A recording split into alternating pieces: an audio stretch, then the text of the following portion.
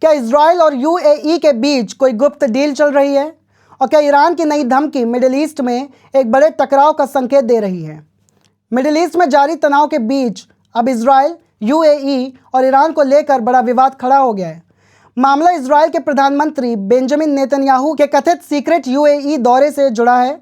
दरअसल इजराइल की तरफ से दावा किया गया कि ऑपरेशन के दौरान प्रधानमंत्री नेतन्याहू ने संयुक्त अरब अमीरात का गुप्त दौरा किया और वहां यूएई के राष्ट्रपति शेख मोहम्मद बिन जायद से मुलाकात की। कुछ रिपोर्ट्स में यह भी कहा गया कि दोनों देशों के बीच सुरक्षा और सैन्य सहयोग को लेकर बातचीत हुई, लेकिन कुछ ही घंटों बाद यूएई ने इन दावों को पूरी तरह खारिज कर दिया।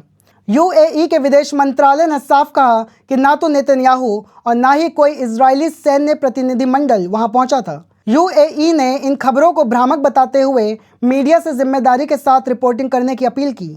इसी बीच ईरान की तरफ से भी तीखी प्रतिक्रिया सामने आई। ईरानी विदेश मंत्री ने बिना नाम लिए उन देशों को चेतावनी दी जो इजराइल के साथ मिलकर क्षेत्रीय राजनीति में शामिल हो रहे हैं। ईरान ने कहा कि ऐसे कदमों का हिसाब लिया जाएगा। दरअसल 2020 के अब्राहम अकॉर्ड्स के बाद इजराइल और यूएई के रिश्ते लगातार मजबूत हुए हैं।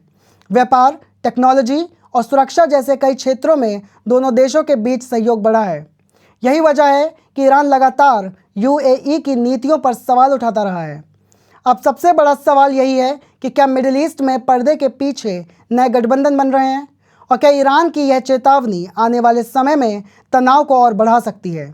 अपनी राय कमेंट सेक्शन में ज़रूर बताएं। मैं हूं प्रियांशु शंखवार और देखते रहिए द इंडिया प्लस।